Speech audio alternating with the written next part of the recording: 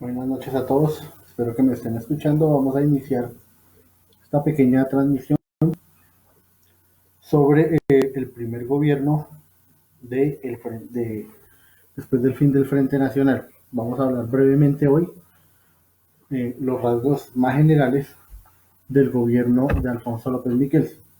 Entonces vamos a iniciar esta transmisión en cuanto se pueda.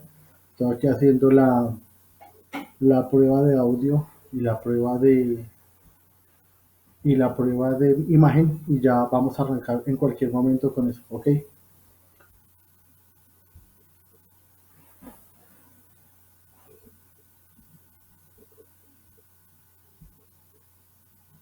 Listo, entonces aquí arrancamos ya aquí se puede ver la, la transmisión, entonces vamos a arrancar. En este momento, pues para todos los que me están escuchando, por favor, no se les vaya a olvidar, no se les deben, ¿cómo se llama? Deben escribir en los comentarios su nombre para registrar la asistencia a esta pequeña conferencia sobre el primer gobierno, perdón, sobre el gobierno de Alfonso López Miquelsen, que es el primer gobierno que va, digamos, después del fin del Frente Nacional. El Frente Nacional, ustedes recuerden que lo vimos en clase ampliamente, ¿no? Era la alternancia en el poder de los liberales y los conservadores por un pacto que hicieron para poner fin a la violencia bipartidista y para, digamos, encaminar al país luego de la dictadura del general Gustavo Rojas Pinilla. Entonces, ya sabiendo eso, recuerden que el último gobierno, eso lo vimos en nuestro clip pasado, el último gobierno del Frente Nacional fue el gobierno de Misael Pastrana Borrero, luego de las elecciones de 1970, en donde la ANAPO, el partido del general Rojas Pinilla, pues afirmó que había una especie o había habido una especie de fraude electoral que le ha permitido a Pastrana asumir la presidencia. Pues eso ya lo explicamos, ya pues eso queda para el criterio de cada uno de ustedes y digamos que lo consulten más ampliamente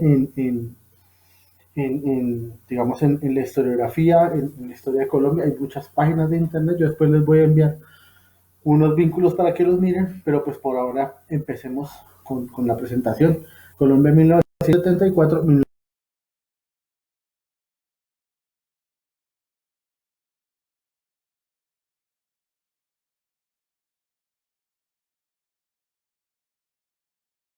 es una tragedia de Armero ocurrida el 13 de noviembre de 1985, una de las tantas tragedias que pues, digamos que sacudió a Colombia en este periodo de tiempo. Al ganador de las elecciones de el candidato liberal Alfonso Miquelsen, quien nació en 1913 y murió hace relativamente poco, en el año 2007.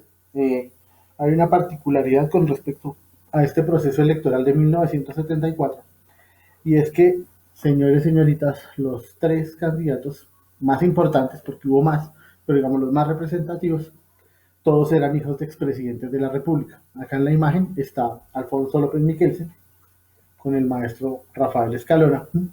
López Miquelsen era hijo de Alfonso López Pumarejo. Recuerden que nosotros vimos en clase los gobiernos liberales de la República Liberal y López Pumarejo antecedió, digamos, los sucesos del Bogotazo. López Pumarejo gobernó entre 1934 y 1938. Entonces, su hijo, Alfonso López Miquelsen, va a llegar por el Partido Liberal a la campaña electoral. Por el Partido Conservador, ahí montado en el jeep, acá lo ven ustedes levantando el brazo izquierdo, estaba Álvaro Gómez Hurtado, nacido en 1919, muerto en 1995, en un atentado que se le hizo en la Universidad Sergio Arboleda, a la salida de la Universidad Sergio Arboleda.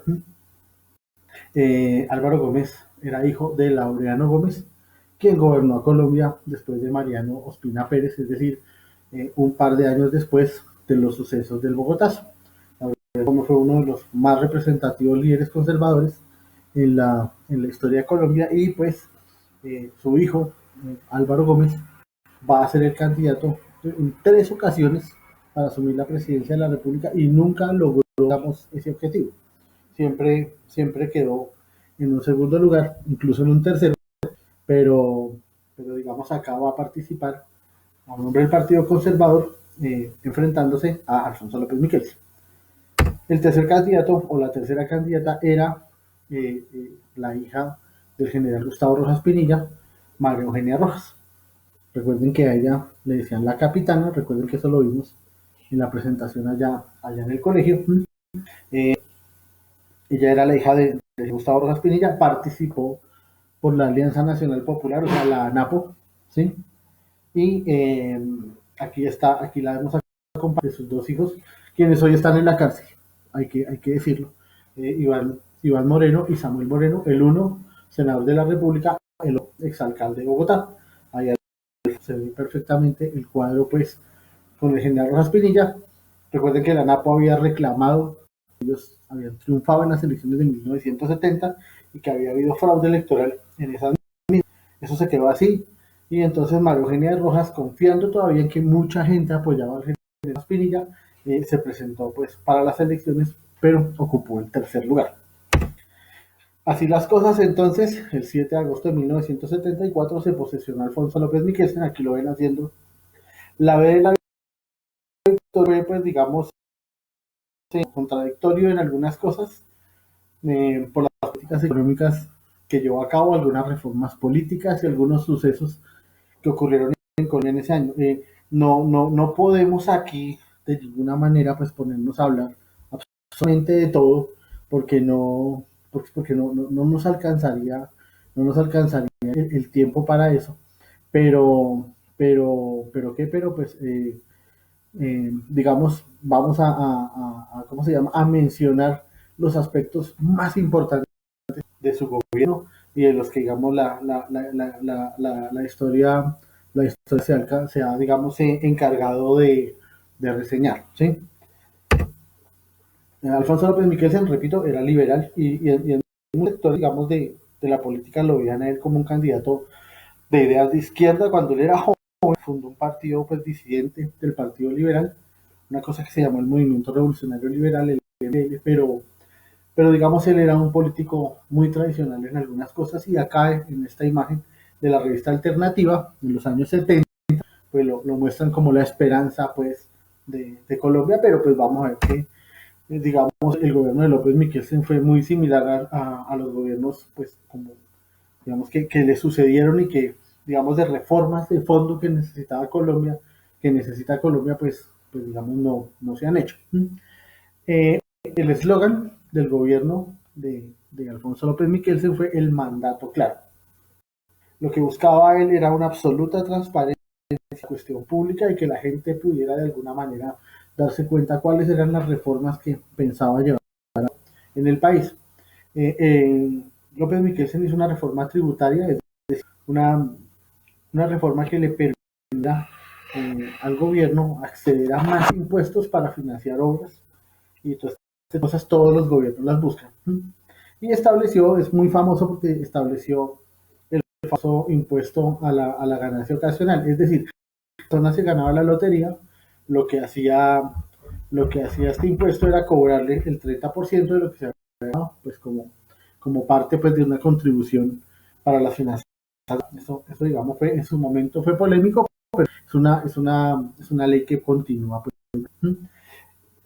Luego, en 1976, más o menos, 76, en Colombia hubo una bonanza, ya no de buena, sino una bonanza pues cafetera. La producción de café casi se duplicó, los precios fueron muy buenos, saber por qué, pero eso, digamos, le sirvió mucho a Colombia pues para salir un poco de la crisis fiscal en la que se encontraba. Cuando hablamos de lo del narcotráfico, recuerden hace unos días, pues la marihuana también es por estos años. Y todo ese dinero va a entrar al país y va a ser inflacionario. Recuerden, por favor, eso ya lo hemos hablado, pero se lo recuerdo, la inflación es el del costo de vida. Es decir, si un pedazo de pan cuesta hoy 2 pesos y mañana cuesta 300, eso es la inflación, el aumento en el precio de ese bien. Cuando hay mucho dinero circulando, pues la oferta y la demanda suelen ser, y eso hace pues, que los precios se suban. Entonces, debido a esa cantidad de dinero circulante que había en la economía ilegal, marihuana más la economía legal ahora, pues hubo una sensación de bienestar y la gente empezó a consumir más, y en ese momento entonces pues los precios se suben y generan un fenómeno inflacionario. El señor López Miquelsen creó el IMAT, que era el Instituto pues, con la Metrología y toda esta cosa, o el IDEAM, era un instituto pues para medir, digamos, las condiciones climáticas, y durante el gobierno de López Miquelsen se acabó de concesión para las explotaciones petroleras y se adoptó uno que se llamó de asociación. Hay una cosa que ustedes deben tener claro, ¿no? Cuando un país explota sus recursos naturales, ¿sí? Cuando un país lo hace, pues lo hace a veces acompañado digamos, de compañías de empresas de los países. Colombia nunca ha tenido la tecnología para llevar a cabo exploraciones petroleras de gran importancia. Siempre ha tenido que recurrir a compañías pues, de Estados Unidos normalmente, a la Texaco, a la Exxon, la Intercol, en algún tiempo se llamó. Entonces la concesión era entregarles un poco que estas empresas digamos, lo explotaran, pagando unas pequeñas regalías. A partir del gobierno de López Miquelsen, se creó un modelo de concesión por uno pues ya de asociación. La empresa petrolera extranjera iba asociada a la empresa colombiana de petróleos, y pues ahí se hacía, digamos, como la explotación del crudo. Eso le trajo también más dinero porque el fenómeno de asociación pedía más dinero que el fenómeno pues, de concesión. Es una aclaración. Por ejemplo, en Colombia los peajes se hacen por concesión. Una empresa construye el peaje, pavimenta la carretera y ella es la que cobra, digamos, el dinero y le pasa una pelada. El Estado, que es más barato así, y no pues digamos, no de, digamos, el Estado mismo, digamos, explotando el peaje, pues los, los gobiernos piensan que sale más económico, más rentable, pues dejarlos por concesión. En este gráfico vean ustedes cómo subió el precio del café en el año 75. Lo que es que en Brasil hubo unas heladas, se bajó la temperatura, un fenómeno climático, y eso literalmente quemó los cafetales. Millones, digamos, de sacos dejaron de producirse. La helada afectó miles de hectáreas en Brasil, y en ese momento pues los caficultores colombianos lograron empezar a producir más y se dispararon con la producción, los precios del café aumentaron, y eso ofició pues a los caficultores colombianos, al gobierno, bueno, a los caficultores no tanto, al gobierno que se llevaba esa plata, etcétera, pero en un momento dado la, el precio de la libra de café alcanzó casi $4 en Estados Unidos, cuando normalmente no pasaba de $1 o de $1,25. Entonces eso le generó a Colombia, ya les dije, una serie de plata que le llegó, pues, digamos, por cuenta ¿por cuenta de qué? Por cuenta de esta bonanza cafetera que no estaba en las cuentas de nadie. Esto fue un fenómeno climático, prácticamente un accidente. Durante el gobierno de López Miquelsen, por primera vez en la historia de Colombia, se permitió el ingreso de las mujeres a las Fuerzas Armadas y a la policía. Eso estaba prohibido, la Constitución no lo prohibía así. Digamos,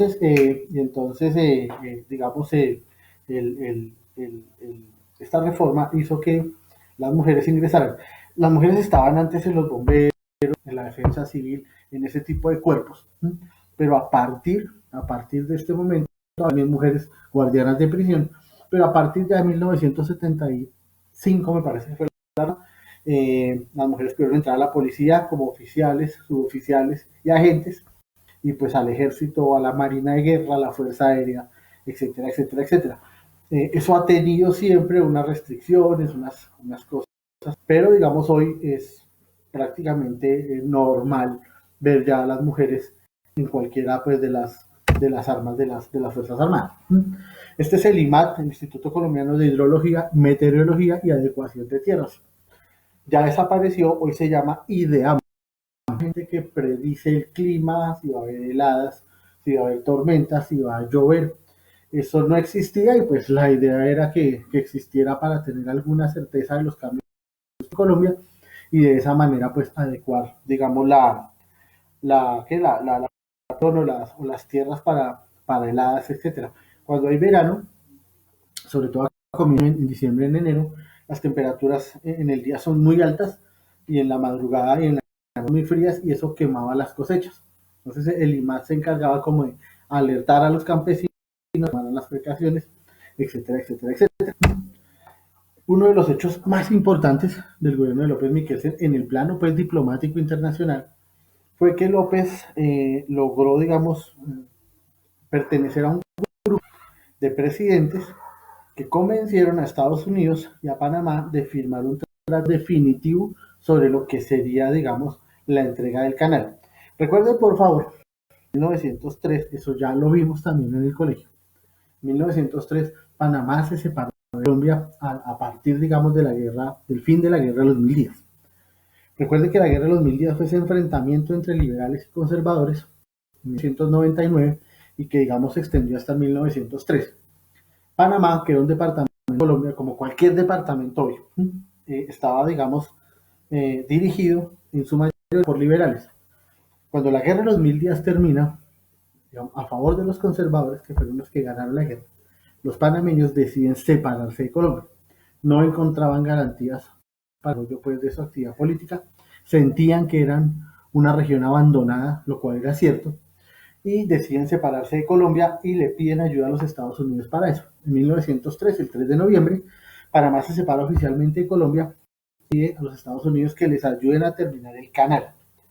Esa obra había sido iniciada hacía décadas por un ingeniero francés que se llamaba Fernando de Lesseps. Los Estados Unidos la construcción del canal, lo terminan y, digamos, lo administran o lo coadministran con el gobierno panameño, pero ventajas arancelarias para Estados Unidos grandísimas. Yo estaba consultando y un peaje por el canal de Panamá, dependiendo pues del barco, del buque que pase, su capacidad de carga, etcétera, pero un peaje oscila entre 200 y 300 mil dólares, eso es un montón de plata. Entonces, López Miquelsen, aquí sentado, voy a señalarlo con el mouse, y está López Miquelsen, López Miquelsen, acá está el presidente de los Estados Unidos, se llama Jimmy Carter, y acá está el presidente de Panamá, que se llamaba Omar Torrijos, a él le decían el hombre fuerte de Panamá, era una especie de dictador, pero con una gran, digamos, carisma y la gente pues como que lo quería bastante. Entonces se firma este tratado, el famoso tratado Torrijos-Carter, en donde Estados Unidos se compromete con Panamá a devolverle el canal el 31 de diciembre de 1999, cosa que en efecto sucedió, y ahí es donde Panamá entró casi que a administrar solo. Pues, digamos, ese fue uno de los grandes logros diplomáticos del señor López Miquelsen. Aquí en el plano nacional, pues en 1977 estalló la huelga, el paro cívico nacional, y fue reconocido en toda Colombia como un enorme movimiento de digamos, de los sindicatos, de los obreros, de los trabajadores, de los sindicatos campesinos, todos se unieron y pararon durante varios días de septiembre de 1977, exactamente el 13 de septiembre. Ustedes pueden ver la imagen, en ese tiempo, es una fotografía de 1977, el uniforme del ejército colombiano era completamente diferente, su armamento era totalmente diferente al que conocemos hoy. Ahí vemos la fotografía, la gente salió a los días y se lanzó en contra del gobierno. ¿Cuáles eran las razones del paro? Muchas. Lo principal es lo que les digo, esa inflación que afectó a Colombia. Esta es una fotografía, no sé si se alcanza a ver un poco la avenida, pero esta es una fotografía de la carrera 30 del sur, digamos hacia el sector de lo que hoy se llama el barrio Santa Rita, etcétera. Entonces, la inflación estaba muy alta, casi por el 20%, los de los alimentos se encarecieron y pues ya era el año como donde la bonanza había pasado y la gente sentía que el costo de vida estaba muy alto y pues, digamos, a protestar de manera muy, muy, muy, muy fuerte. En esta fotografía ustedes pueden ver a la izquierda está la policía antidisturbios. En ese tiempo no existía el SMAT, no había sido creado. Pero si ustedes observan bien, el policía que está en el centro de la imagen está disparando su arma de fuego contra los... Esto del paro, digamos, tuvo como resultado muchos muertos, miles de heridos, centenares de heridos, perdón, y miles de detenidos. Entonces la gente protestaba por eso, la inflación 26% y un desempleo del 11% en Colombia. Al final del gobierno López, pues el gobierno mostró unas cifras, que la inflación había bajado al 18% y al 7,6%, pero en su momento, digamos, la protesta y lo que hay que recordar es que logró la unificación de todas las centrales obreras para pararle pues al gobierno. Esta es otra fotografía de durante varios días pues no hubo clases, cerraron todas las vías, la policía pues tuvo que digamos, digamos dispersarse por toda Bogotá para controlar los focos de estallido así de la gente. El paro en Bogotá se dio principalmente fue en el sur, en el sector de lo que hoy es Soacha, en Bosa, en Kennedy, en los barrios de la carrera 30 pues hacia el sur, ¿sí? Fue muy fuerte, se sintió en todas partes y el gobierno realmente le tocó acudir a vías militares para poderlo controlar. Esta es otro panorama de esa movilización de Bogotá en el barrio inglés, en el barrio el Claret. Ahí ustedes pueden ver en los buses de ese tiempo la vestimenta de la gente en ese tiempo. Eh, Al finalizar el paro, pues digamos, ha presentado la muerte de 33 personas, había más de 3.000 heridos. Y digamos, el gobierno distrital tuvo que habilitar el estadio El Campín y la Plaza de Todos pues para meter a los detenidos. Habían 6.000 detenidos y eso copaba por mucho la capacidad de las calles. Entonces este gobierno, perdón, el primer gobierno después del Frente Nacional, López Pumarejo fue un gobierno bastante, digamos, movido en lo del orden, pero pues como lo vamos a ver después, hubo otros que tuvieron digamos, consecuencias pues peores. Como cosa curiosa, les traje dos cositas curiosas ya para finalizar, ya nos vamos a ir. Yo les dije que no era más de media hora, entonces vean ustedes, ya vamos a terminar. Eh, a ver quién reconoce ahí en el comentario, quién lo quiere escribir, quién sabe cuál es esa avenida de Bogotá, a ver si la pueden reconocer. Les voy a mostrar acá con el mouse. Ahí están los buses. Esa es la avenida Caracas. ¿Ya? Esta es la avenida Caracas. Y aquí hay una calle. ¿Quién la logra identificar? Pero quiero que vean este hueco que está aquí. Lo que pasa es que se necesitaba ampliar una calle de Bogotá. Y eso que ustedes ven en esta esquina. Ese edificio no permitía la ampliación porque pues lo habían construido ahí muchos años antes. Los ingenieros pensaron en demoler el edificio, pero si ustedes lo miran, era un edificio muy grande y además estaba pues más o menos recién hecho y estaba en muy buenas condiciones. Entonces lo que decidió, miren ustedes cómo está acá, lo que se decidió fue correr el edificio, levantar el edificio, ponerlo sobre unos rieles y moverlo 29 metros para que permitiera la acción, ¿sí?, de la avenida.